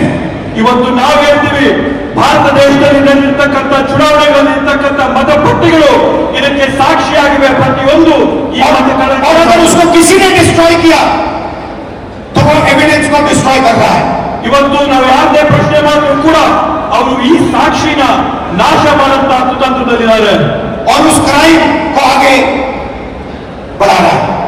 ಈ ರೀತಿಯಾದಂತಹ ಕುತಂತ್ರನ ಈ ತಪ್ಪುಗಳನ್ನ ಅವರು ಮುಂದುವರಿಸ್ತಾನೆ ಹೋಗ್ತಾ ಇದ್ದಾರೆ और इलेक्शन कमीशन के लोगों को एक और बात माननी होगी, समझना होगा। ಇವತ್ತು ಎಲೆಕ್ಷನ್ ಚುನಾವಣೆ ಆಯೋಗದವರು ಜನರ ಹತ್ರ ಕೇಳಂತ ಮತ್ತೊಂದು ಪ್ರಶ್ನೆಗೆ ಉತ್ತರ ಕೊಡಬೇಕಾಗ್ತದೆ हमें एक सीट की सच्चाई निकालने के लिए 6 महीने लगे। ನಮಗೆ ಒಂದು ಸೀಟಿನ ವಾಸ್ತವಾಂಶ ತೆಗೆದಷ್ಟರಲ್ಲಿ 6 ತಿಂಗಳಿನ ಕಾಲಾವಧಿ ಬೇಕಾಗಿತ್ತು मगर अगर आपने हमें डेटा नहीं दिया तो हम ये काम 1 नहीं 10, 15, 20, 25 सीटें में भी कर सकते हैं। ನೀವೇನಾದ್ರೂ ನಮ್ಗೆ ಈ ಮಾಹಿತಿನ ಕೊಟ್ಟಿಲ್ಲ ಅಂದ್ರೆ ನೇರವಾಗಿ ನಾವು ನಿಮ್ಗೆ ಹೇಳ್ತಾ ಇದೀವಿ, ಒಂದು ಕ್ಷೇತ್ರ ಅಲ್ಲ 5, 10, 15, 25 ಕ್ಷೇತ್ರಗಳಲ್ಲಿ ನಾವು ಈ ಮಾಹಿತಿನ ಸಂಗ್ರಹ ಮಾಡಿ ಬಹಿರಂಗ ಮಾಡ್ತೀವಿ। पेपर कॉपियां हैं हमारे पास, ನಮ್ಮ ಹತ್ರ ಮಾಹಿತಿ ಇದೆ ಇದ್ರ ಬಗ್ಗೆ, आप छुपा नहीं सकते ನೀವು ಇದನ್ನ ಯಾವುದೇ ಕಾರಣಕ್ಕೂ ಬಚ್ಚಿಡಕ್ಕಾಗಲ್ಲ, ಮುಚ್ಚಿಡಕ್ಕಾಗಲ್ಲ, और आप छुप नहीं सकते। ನೀವು ಸುಮ್ಮನೆ ಕೂಡ ಇರಕ್ಕೆ ಸಾಧ್ಯವಿಲ್ಲ। एक न एक दिन आपको ऑपोजिशन का सामना करना पड़ेगा। ಒಂದಲ್ಲ ಒಂದಿನ ನೀವು ವಿರೋಧ ಪಕ್ಷಗಳನ್ನ ಎದುರಿಸಲೇಬೇಕಾಗುತ್ತೆ ಅಂತ ಹೇಳ್ತೀನಿ ಈ ಸಂದರ್ಭದಲ್ಲಿ। हर ऑफिसर को और इलेक्शन कमिश्नर को ये बात अच्छी तरह समझ लेनी चाहिए।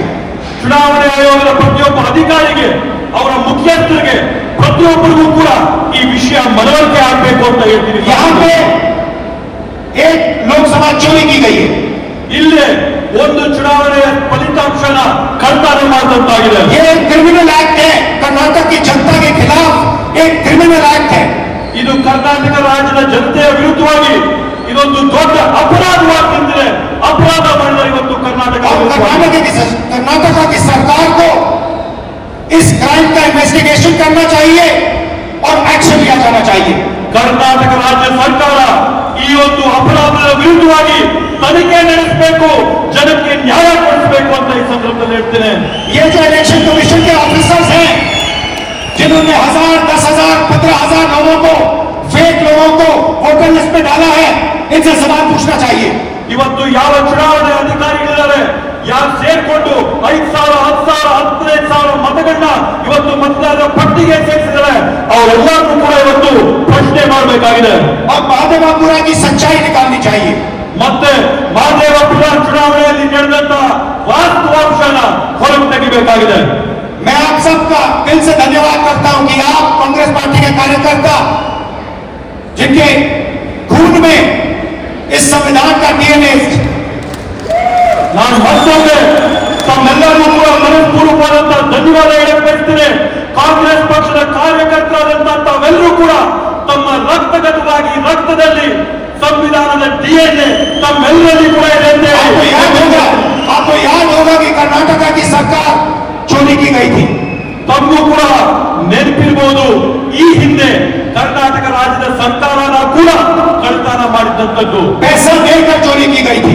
ಕಾಸುಗಳನ್ನ ಕೊಟ್ಟು, ಹಣ ಕೊಟ್ಟು ಸರ್ಕಾರ ಕಳ್ತನ ಆಯಿತು। और मैं आपसे अब कह रहा हूं 100% सबूत के साथ कि लोकसभा में भी आपसे चोरी की गई। ನಾನು ಮತ್ತೊಮ್ಮೆ ತಮಗೆ ಹೇಳ್ತಾ ಇದ್ದೀನಿ, 100% ವಿಶ್ವಾಸದೊಂದಿಗೆ ಹೇಳ್ತಾ ಇದ್ದೀನಿ, ಸಾಕ್ಷಿ ಆಧಾರದ ಜೊತೆ ಹೇಳ್ತಾ ಇದ್ದೀನಿ, ಲೋಕಸಭೆಯ ಚುನಾವಣೆ ಕೂಡ ಕಳ್ತನ ಆಗಿದೆ ಅಂತ। बीजेपी की विचारधारा इस संविधान के खिलाफ, ಬಿಜೆಪಿ ಅವರ ತತ್ವ ಸಿದ್ಧಾಂತ ಈ ಸಂವಿಧಾನದ ವಿರೋಧವಾಗಿದೆ। और ये हिंदुस्तान के गरीब लोगों का, किसानों का, मजदूरों का, छोटे व्यापारियों का हथियार। ಇವತ್ತು ಈ ಸಂವಿಧಾನ ಈ ದೇಶದಲ್ಲಿರ್ತಕ್ಕಂಥ ಬಡವರು, ಕಾರ್ಮಿಕರು, ರೈತರು, ಕೂಲಿ ವರ್ಗದವರು ಇವರೆಲ್ಲರ ರಕ್ಷಣೆಗಿರ್ತಕ್ಕಂಥದ್ದು ಈ ಒಂದು ಪವಿತ್ರ ಪುಸ್ತಕ ಮಾತ್ರ। और हर कांग्रेस पार्टी का कार्यकर्ता और नेता इसकी रक्षा करेगा। ಮತ್ತೆ ಪ್ರತಿ ಕಾಂಗ್ರೆಸ್ ಪಕ್ಷದ ನಾಯಕರುಗಳು, ಮುಖಂಡರು, ಕಾರ್ಯಕರ್ತರು ತಾವೆಲ್ಲರೂ ಕೂಡ ಇದರ ರಕ್ಷಣೆಯನ್ನ ಮಾಡಬೇಕು ಅಂತ ಮನವಿ ಮಾಡ್ತೇವೆ। और इलेक्शन कमीशन को एकदम हिंदुस्तान की सारी इलेक्ट्रॉनिक वोटर लिस्ट पिछले 10 साल की हमें दिलवादी दे देनी चाहिए।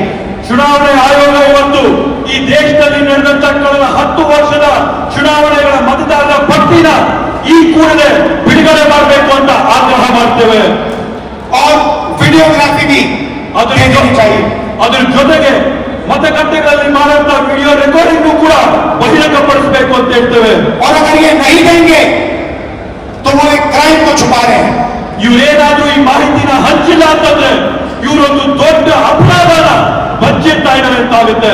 और बीजेपी को इलेक्शन चोरी करने की मदद कर रहे हैं. ಮತ್ತೆ ಅದ್ರ ಜೊತೆಗೆ ಚುನಾವಣೆ ಆಯೋಗ ಬಿಜೆಪಿ ಪಕ್ಷಕ್ಕೆ ಚುನಾವಣೆ ಮತಗಳ್ಳತನ ಮಾಡೋದಕ್ಕೆ ಸಹಕಾರ ಕೊಡ್ತಾ ಇದೆ ಅಂತಾಗುತ್ತೆ. जय संविधान, जय हिंद, ಜೈ ಸಂವಿಧಾನ್.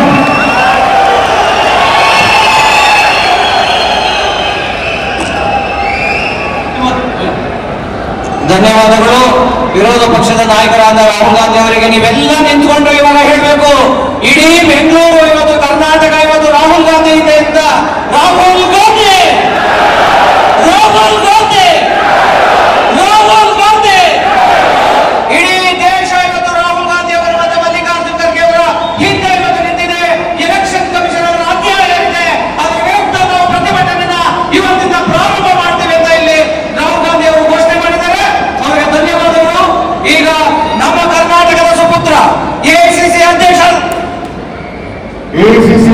ಅಂತ ಶ್ರೀ ಮಲ್ಲಿಕಾರ್ಜುನ್ ಖರ್ಗೆ ಸಾಹೇಬರು ತಮ್ಮನ್ನು ಉದ್ದೇಶಿಸಿ ಮಾತಾಡ್ತಾ ಇದ್ದಾರೆ. ಉದ್ದೇಶಿಸಿ ಮಾತನಾಡುವಂತ ನಮ್ಮ ನಿಮ್ಮ ಎಲ್ಲರ ಮೆಚ್ಚಿನ ನಾಯಕರಾದ ಶ್ರೀ ರಾಹುಲ್ ಗಾಂಧೀಜಿಯವರೇ, ಕೆ.ಸಿ. ವೇಣುಗೋಪಾಲ್ जी ಅವರೇ, रणदीप सिंह सुरजेवाला जी ने, chief minister Karnataka Siddaramaiah ji, deputy chief minister D K. Shivakumar ji ಮತ್ತು ಈ ವೇದಿಕೆ ಮೇಲೆ ಕುಳಿತಂತ ಎಲ್ಲ ಮಂತ್ರಿಮಂಡಲದ ಸದಸ್ಯರೇ, ಎಂಪಿಗಳೇ, ಎಂಎಲ್ಸಿಗಳೇ ಹಾಗೂ ಕಾಂಗ್ರೆಸ್ ಪಕ್ಷದ ಮುಖಂಡರುಗಳೇ ಮತ್ತು ಇಲ್ಲಿ ಉಪಸ್ಥಿತಿರ್ತಕ್ಕಂಥ ಎಲ್ಲ ನಮ್ಮ ಕಾಂಗ್ರೆಸ್ ಪಕ್ಷದ ಕಾರ್ಯಕರ್ತ ಬಂಧುಗಳೇ, ಭಗ್ನಿಯರೇ, ಮಾಧ್ಯಮದ ಮಿತ್ರರೇ, ಈಗಾಗಲೇ ರಾಹುಲ್ ಗಾಂಧೀಜಿಯವರು ಬಹಳ ಸ್ಪಷ್ಟವಾಗಿ ಯಾವ ರೀತಿಯಾಗಿ 2024ರಲ್ಲಿ ಮೋದಿ ಅವರು ವೋಟ್ ಕಳತನ ಮಾಡಿ ಕದ್ದು ಈ ದೇಶದ ಪ್ರಧಾನಮಂತ್ರಿ ಆಗಿದ್ದಾರೆ. ಅದು ಯಾಕೆ ನಾವು ಹೇಳ್ತಾ ಇದ್ದೇವೆ ಅಂದ್ರೆ, ರಾಹುಲ್ ಗಾಂಧೀಜಿಯವರು ವಿಶೇಷವಾಗಿ ಬೆಂಗಳೂರಿನಲ್ಲಿ ನಡೆದಂತ ಚುನಾವಣೆಯಲ್ಲಿ ನಮ್ಮ ಸೆಂಟ್ರಲ್ ಬೆಂಗಳೂರು ಚುನಾವಣೆಯಲ್ಲಿ ಒಂದು ಅಸೆಂಬ್ಲಿ ಕ್ಷೇತ್ರವನ್ನು ಆಯ್ಕೆ ಮಾಡಿ ಅವರು ಡಿಟೇಲ್ವಾಗಿ ಸುಮಾರು 6,60,000 ವೋಟರ್ಗಳು ಅಲ್ಲೇನಿದ್ರು ಅವರು ಪ್ರತಿ ಒಂದು ಕೂಡ ಅವರು ಅದರ ಫೋಟೋಗಳು, ಹೆಸರುಗಳು, ಯಾವ ಏರಿಯಾದಲ್ಲಿ ಇರ್ತಾರೋ, ಯಾರ ಮನೆಯಲ್ಲಿ ಇರ್ತಾರೋ ಅದು ಎಲ್ಲನೂ ಕೂಡ 6 ತಿಂಗಳ ಇದರ ಅಭ್ಯಾಸ ಮಾಡಿ ತದನಂತರ ಒಂದು ನಿರ್ಣಯಕ್ಕೆ ನಾವು ಬಂದಿದ್ದೇವೆ. ಹೋದ ಚುನಾವಣೆ ಇದು ಜನತೆ ಬಗ್ಗೆ ದ್ರೋಹ ಮಾಡತಕ್ಕಂಥ ಚುನಾವಣೆ ಮತ್ತು ನಾವು ದೇಶದಲ್ಲಿ ಸಂವಿಧಾನ ಉಳಿಸಬೇಕು ಮತ್ತು ವಯಸ್ಕರಿಗೆ ಸಿಕ್ಕಂತ ವೋಟಿನ ಅಧಿಕಾರ ಉಳಿಸಬೇಕು, ಪ್ರಜಾಪ್ರಭುತ್ವ ಉಳಿಸಬೇಕು ಅಂತ ಹೇಳಿ ನಮ್ಮ ಪ್ರಯತ್ನ ಇದೆ. ಆದರೆ ಮೋದಿಜಿ ಅವರ ಪ್ರಯತ್ನ ಏನಂದ್ರೆ, ಜನ ವೋಟ್ ಕೊಡದೇ ಇದ್ರು ಆ ವೋಟ್ಗಳನ್ನ ಕದ್ದು ಹೆಚ್ಚಿಗೆ ವೋಟ್ ಮಾಡಬೇಕು, ಯಾವ ಏರಿಯಾದಲ್ಲಿ ಕಡಿಮೆ ವೋಟ್ ಮಾಡಬೇಕು, ಇದು ಎಲ್ಲನೂ ಕೂಡ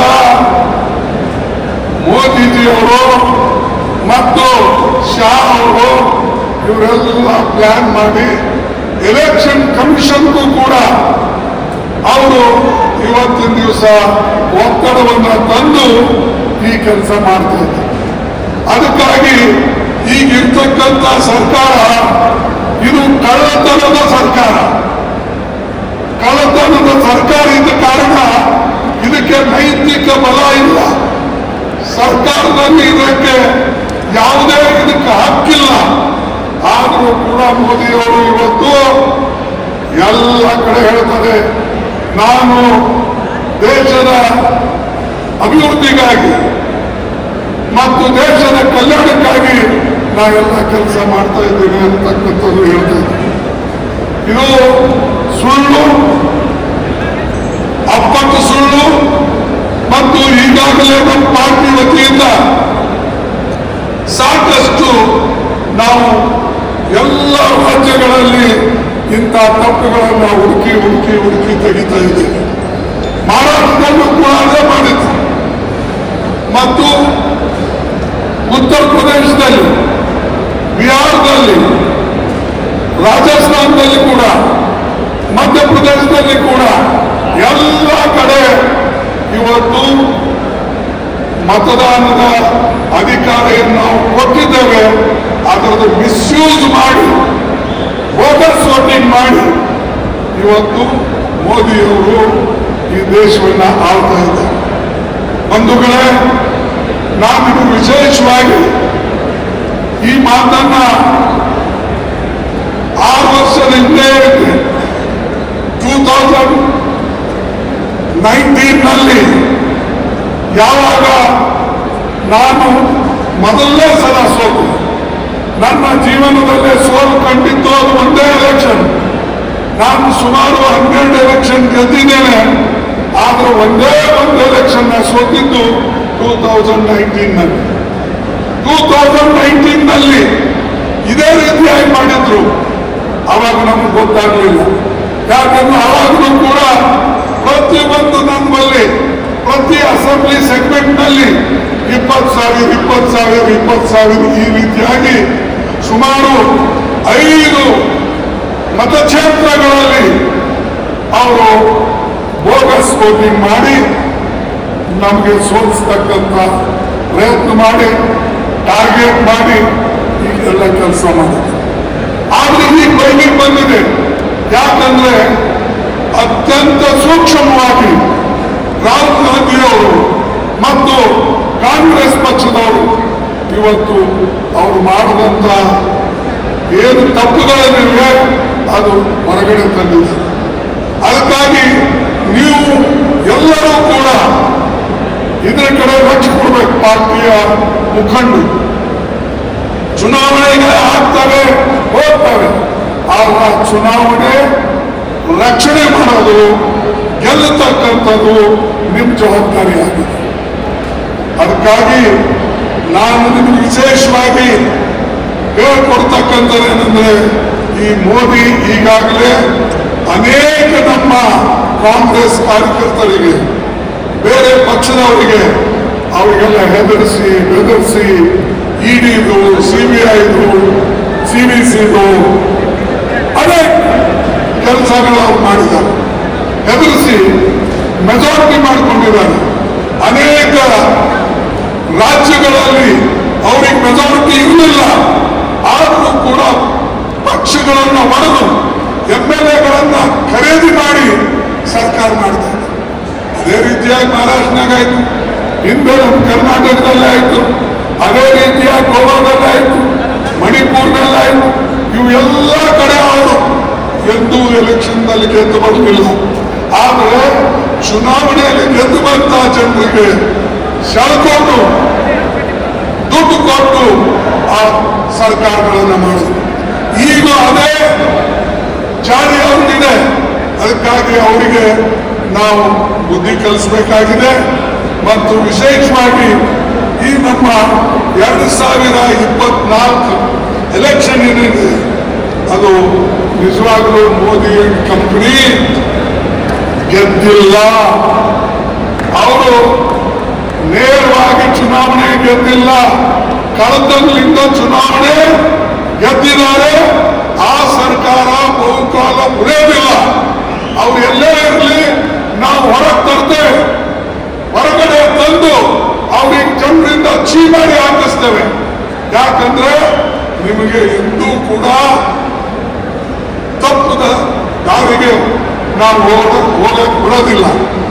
ಅದಕ್ಕಾಗಿ ಇವತ್ತು ವಿಶೇಷವಾಗಿ ನಾವು ಇವತ್ತು ಯಾರಿಗೆ ಜನ್ಮಫಲ ಇಲ್ಲ ಅಂತ ಪ್ರಧಾನಮಂತ್ರಿ ಇವತ್ತು ನಮ್ಮ ದೇಶದಲ್ಲಿ ಇದ್ದಾರೆ. ಅವರಿಗೆ ಕೆಳಗಿಳಿಸ್ತಕ್ಕಂಥದ್ದು ಒಂದೇ ಅಲ್ಲ, ಬುದ್ಧಿ ಕಲಿಸ್ತಕ್ಕಂಥದ್ದು ಸ್ಪಷ್ಟವಾಗಿ ಹೇಳಬೇಕು. ದೇಶದ ಆರ್ಥಿಕ ವ್ಯವಸ್ಥೆ ಕೆಡಿಸ್ತಾ ಇದ್ದಾರೆ. ದೇಶದಲ್ಲಿ ನೆಮ್ಮದಿಯಿಂದ ಜನ ಇರಕ್ಕೆ ಸಾಧ್ಯ ಇಲ್ಲ. ಇದರಿಂದ ಅನೇಕ ತಪ್ಪ ಮಾಡಿದ್ರು. ನೋಟಬಂದಿ ಆಗಲಿ, ಅವಾಗಲಿ, ಇವೆಲ್ಲದೂ ನಾವು ಪುನಃ ಹೇಳಕ್ ಹೋಗೋದಿಲ್ಲ. ಅವೆಲ್ಲ ಮಾಡಿ ದೇಶ ಬರ್ಬಾದ ಮಾಡಿಬಿಟ್ರು. ಈಗ ಪುನಃ ಇನ್ನೊಂದು ತಪ್ಪು ಮಾಡಿ ದೇಶ ಹಾಳು ಮಾಡ್ತಾ ಇದೆ. ಅದಕ್ಕಾಗಿ ನಾವೆಲ್ಲರೂ ಕೂಡ ಈ ಕದ್ದಂತ ಚುನಾವಣೆ ಎಲ್ಲರೂ ಕಂಡುಹಿಡಿಬೇಕು. ಇವತ್ತು ಸೆಂಟ್ರಲ್ ಬ್ಯಾಂಗ್ಳೂರಿನಲ್ಲಿದೆ, ಬೇರೆ ಕಡೆನೂ ಇದೆ. ಎಲ್ಲೆಲ್ಲಿ ಹೀಗಾಗಿದೆ ನೀವು ಪ್ರತಿಯೊಬ್ಬರು ಸೂಕ್ಷ್ಮವಾಗಿ ಆ ಚುನಾವಣೆ ರಿಸಲ್ಟ್ಗಳನ್ನ ಅಭ್ಯಾಸ ಮಾಡಬೇಕು ಮತ್ತು ಹೊರಗಡೆ ತರಬೇಕು. ಅದಕ್ಕಾಗಿ ನಾವು ನಾಳೆ ಸೋಮವಾರ ದಿವಸ ಎಲ್ಲ ಎಂಪಿಗಳು ದೊಡ್ಡ ಪ್ರಮಾಣದಲ್ಲಿ ಸೆಂಟ್ರಲ್ ಎಲೆಕ್ಷನ್ ಕಮಿಷನ್ ಮುಂದೆ ಪ್ರೊಸೆಷನ್ ನಲ್ಲಿ ಹೋಗಿ ಅವರಿಗೆ ನಾವು ಮೆಮೊರಂಡಮ್ ಕೊಡೋದು ಅಲ್ಲದೆ ಅವರಿಗೆ ಸ್ಪಷ್ಟವಾಗಿ ತಿಳಿಸ್ತೇವೆ, ನಿಮ್ಮ ಕಣ್ಣು ಮುಂದೆ ಈ ರೀತಿಯಾಗಿ ನಡೆದಿದೆ, ಇದಕ್ಕೆ ನೀವು ಬೆಂಬಲ ಕೊಡ್ತಾ ಇದ್ದೀರಿ, ಅದಕ್ಕಾಗಿ ನೀವು ಕೂಡ ಅಧಿಕಾರದಲ್ಲಿ ಇರ್ತಕ್ಕಂಥ ಯೋಗ್ಯರಲ್ಲ ಅಂತಕ್ಕಂಥದ್ದನ್ನು ನಾವು ಹೇಳಬೇಕಾಗ್ತದೆ. ಅದು ಸೋಮವಾರ ದಿವಸ ನಾವು ದಿಲ್ಲಿಯಲ್ಲಿ ಆ ಕೆಲಸ ಮಾಡ್ತೀವಿ. ಅದೇ ರೀತಿಯಾಗಿ ಇಂಡಿಯಾ ಅಲಯನ್ಸ್ ಪಾರ್ಟಿಗಳಿಗೆ ನಾವು ನಿನ್ನೆ ರಾಹುಲ್ ಗಾಂಧೀಜಿ ಅವರ ನಿವಾಸದಲ್ಲಿ ಕರೆದಿದ್ದೇವೆ. ಎಲ್ಲರನ್ನ ಕರೆದು ನಾವು ಸ್ಪಷ್ಟವಾಗಿ ಹೇಳಿದ್ದೇವೆ, ನಾವು ಒಗ್ಗಟ್ಟಾಗಿರ್ಬೇಕು, ಒಂದಾಗಿರ್ಬೇಕು. ನಾವು ಒಂದಾಗಿದ್ದರೆ ತಾನೇ ಈ ಮೋದಿ ಅವರ ಕಳ್ಳಾಟ ನಡೆಯೋದಿಲ್ಲ. ಇಲ್ಲದ್ರೆ ಇದೇ ರೀತಿಯಾಗಿ ಅವರು ಕಳ್ಳತನ ಮಾಡಿ ಮಾಡಿ ಮಾಡಿ ಅಧಿಕಾರದಲ್ಲಿ ಇರ್ತಾರೆ. ಇದು ಒಂದು. ಅದಕ್ಕಾಗಿ ಇವರಿಗೆ ಅಧಿಕಾರದಿಂದ ಇಳಿಸೋದು ಅತ್ಯಂತ ಮಹತ್ವದು. ಎರಡನೇದು, ನಮ್ಮ ಶಿಕ್ಷಣ ಕ್ಷೇತ್ರದಲ್ಲಿ ಕೈ ಆಡಿಸ್ತಾರೆ. ಅವರಿಗೆ ಅಧಿಕಾರ ಇದೆ ಅಂತ ಹೇಳಿ ನಾನು ನಿಮ್ಮಲ್ಲೆಲ್ಲರಿಗೆ ವಿನಂತಿ ಮಾಡಿಕೊಳ್ತಕ್ಕಂಥದ್ದು ಒಂದೇ, ಏನಂದ್ರೆ quit India movement. Mahatma Gandhiji ಅವರು 9ನೇ ತಾರೀಕು ಅವರು ಅಂದಿನ ಕಾಲದಲ್ಲಿ ಮಾಡಿದರು, ಆಗಸ್ಟ್ 9. ಈಗ ನಾವು ಈ ದೇಶದ ಸಂವಿಧಾನ ರಕ್ಷಣೆ ಮಾಡೋಕ್ಕೆ, ಡೆಮಾಕ್ರಸಿ ರಕ್ಷಣೆ ಮಾಡೋಕ್ಕೆ ನಾವು ಎಲ್ಲರೂ ಕೂಡ ಕ್ವಿಟ್ ನಮ್ಮ ಇಂಡಿಯಾ ಮೂವ್ಮೆಂಟ್ ಹಾಗೆ ನಾವು ಇದನ್ನ ಇಲ್ಲಿ ಮಾಡಬೇಕಾಗ್ತದೆ.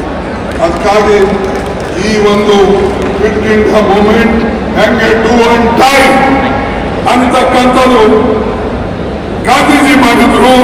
ನಾವು ನಮ್ಮ ಪ್ರಜಾಪ್ರಭುತ್ವವನ್ನು ಉಳಿಸಕ್ಕೆ, ನಮ್ಮ ಲೋಕತಂತ್ರದ ರಕ್ಷಣೆಗಾಗಿ, ನಮ್ಮ ಸಂವಿಧಾನದ ರಕ್ಷಣೆಗಾಗಿ ಡೂ ಅಂಡ್ ಡೈ ಅಂತಕ್ಕಂಥ ಒಂದು ಸ್ಲೋಗನ್ ತೆಗೆದುಕೊಂಡು ನಾವು ಹೋಗ್ಬೇಕು, ಆ ಪ್ರಯತ್ನ ಮಾಡಬೇಕು. ಯಾಕಂದ್ರೆ ನಮ್ಮ ಓಟೆ ಕಸ್ಕೊಂಡ ಮೇಲೆ, ನಮ್ಮ ಮತದಾನ ನಮ್ದು ತೆಗೆದುಕೊಂಡ ಮೇಲೆ ನಮಗೆ ಅಸ್ತಿತ್ವ ಇರೋದಿಲ್ಲ ದೇಶದಲ್ಲಿ. ನಾವು ನಾಗರಿಕರು ಅಲ್ಲ. ಅದಕ್ಕಾಗಿ ಈ ಕೆಲಸವನ್ನ ನೀವೆಲ್ಲರೂ ಕೂಡ ಮಾಡ್ತೀರಿ ಅಂತಕ್ಕಂಥ ಮಾತನ್ನ ಇವತ್ತು ಹೇಳಿ ನಾವೆಲ್ಲರ ಜೊತೆಯಲ್ಲಿ ಸಂಪರ್ಕ ಕೂಡ ಮಾಡ್ತಾ ಇದ್ದೇವೆ. ನಾನು ವಿಶೇಷವಾಗಿ ರಾಹುಲ್ ಗಾಂಧೀಜಿ ಅವರಿಗೆ ಧನ್ಯವಾದ ಹೇಳ್ತೇನೆ. ಯಾಕಂದ್ರೆ ಅವರು ಪ್ರತಿ ಒಂದು ಕಡೆ ಹೋಗಿ ಇಂಥ ಒಂದು ಏನ್ ನಮ್ಮ ಕೆಟ್ಟ ಬೆಳವಣಿಗೆಗಳಾಗ್ತಾ ಇವೆ ಅದಕ್ಕೆ ಅವರು ಎತ್ತಿ ತೋರಿಸಿ ಜನಜಾಗೃತಿ ಮಾಡ್ತಕ್ಕಂಥ ಕೆಲಸ ಮಾಡ್ತಾರೆ. ಅದಕ್ಕಾಗಿ ಅವ್ರಿಗೆ ನಾನು ಧನ್ಯವಾದ ಕೊಡ್ತೀನಿ. ಇಷ್ಟು ಧೈರ್ಯದಿಂದ ಕೆಲಸ ಮಾಡ್ತಕ್ಕಂಥ ನಾಯಕ ಯಾರೂ ನಮ್ಮ ದೇಶದಲ್ಲಿ ಇವತ್ತಿಲ್ಲ. ರಾಹುಲ್ ಗಾಂಧಿ ಅವರಿಗೆ ಬಿಟ್ಟು ಬೇರೆ ಯಾರು ಕೂಡ ಇಲ್ಲ. ಎಲ್ಲಕ್ಕೂ ತಯಾರ್, ಪ್ರೊಸೆಷನ್ ಹೋಗಕ್ಕೂ ತಯಾರ್, ಅರೆಸ್ಟ್ ಆಗಕ್ಕೂ ತಯಾರ್, ತನ್ನ ಐಡಿಯಾಲಜಿಗೆ ಜನರ ಮುಂದೆ ಇಟ್ಟು ಜೈಲಿಗೆ ಹೋಗಕ್ಕೂ ತಯಾರ್. ಅವ್ರ ಮೇಲೆ ಇವತ್ತು ಅನೇಕ ಕೇಸ್ ಇವೆ, 40-50 ಕೇಸ್ಗಳಿವೆ. ಪ್ರತಿಯೊಂದು ಕೋರ್ಟಿಗೆ ಹೋಗ್ತಾರೆ, ಪ್ರತಿಯೊಂದು ಕಡೆ ಹೋಗಿ ಜನರಿಗೆ ಜಾಗೃತಿ ಮಾಡ್ತಕ್ಕಂಥ ಕೆಲಸ ಇವತ್ತು ಡೆಮಾಕ್ರಸಿ ಬಗ್ಗೆ, ಸಂವಿಧಾನ ಬಗ್ಗೆ ಮಾಡ್ತಾ ಇದ್ದಾರೆ. ನಾವೆಲ್ಲರೂ ಕೂಡ ಒಂದಾಗಿ ಅವ್ರಿಗೆ ಬೆಂಬಲ ಕೊಡಬೇಕು. ಮತ್ತು ಅದೇ ರೀತಿಯಾಗಿ ಕ್ವಿಟ್ ಇಂಡಿಯಾ ಮೂವ್ಮೆಂಟ್ ಬಗ್ಗೆ ಡೂ ಅಂಡ್ ಡೈ ಅನ್ನತಕ್ಕಂಥ ಸ್ಲೋಗನ್ ಅನ್ನು ತೆಗೆದುಕೊಂಡು ನಾವು ಮುಂದೆ ಹೋಗ್ಬೇಕು ಅಂತಕ್ಕಂಥ ಮಾತನ್ನ ನಾನು ನಿಮಗೆ ಹೇಳಿ ನನ್ನ ಮಾತು ಮುಗಿಸ್ತೇನೆ. ಜೈ ಹಿಂದ್, ಜೈ ಕಾಂಗ್ರೆಸ್, ಜೈ ಹಿಂದ್. ಏನು ಇವತ್ತು ಸಪ್ತಮಿದ್ರೆ ಜೈ ಹಿಂದ್, ಜೈ ಹಿಂದ್, ಜೈ ಹಿಂದ್, ಜೈ ಕಾಂಗ್ರೆಸ್, ಜೈ ಕಾಂಗ್ರೆಸ್. ನಿಮ್ಮೆಲ್ಲರಿಗೆ ಧನ್ಯವಾದ. ಈ ಕಡತನದಿಂದ ಅಧಿಕಾರದಲ್ಲಿ ಇರ್ತಕ್ಕಂಥವ್ರಿಗೆ ಓಡಿಸ್ಬೇಕು ಅಂತ ಇನ್ನೊಬ್ಬರು ಹೇಳಿ ನಾನು ಮಾತು ಮುಗಿಸ್ತೇನೆ. ಜೈ Hind.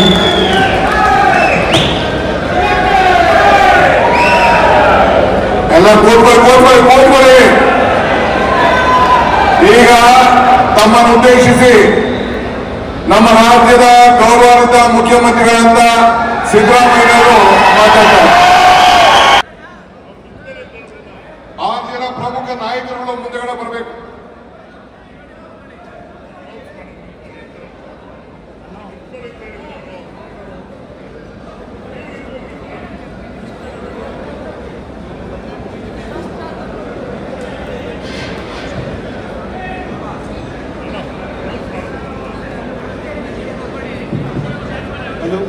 Hello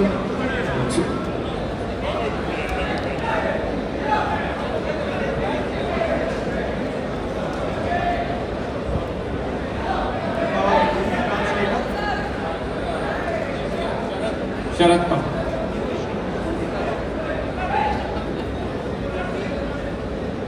So here are 5 questions to the Election Commission of India. Instead of threatening us, threatening me, answer these 5 questions. Number 1, why are you not giving voter lists in digital machine readable format to the people of India? Number 2, why are you destroying video evidence? Number 3, why is ECI committing massive fraud in the voter lists? Number 4, why is ECI threatening opposition instead of answering our questions? And finally, why is ECI behaving like an agent of the BJP? Namaskar. आप सब हमारे साथ नारा लगाएंगे, चुनाव आयोग हिसाब दो, जवाब दो। चुनाव आयोग जवाब दो, चुनाव आयोग हिसाब दो, चुनाव आयोग जवाब दो, चुनाव आयोग हिसाब दो। बीजेपी और चुनाव आयोग जवाब दो, बीजेपी और चुनाव आयोग हिसाब दो। प्रजातंत्र जिंदाबाद, संविधान जिंदाबाद, कांग्रेस पार्टी जिंदाबाद। संविधान बचाओ, देश बचाओ, संविधान बचाओ,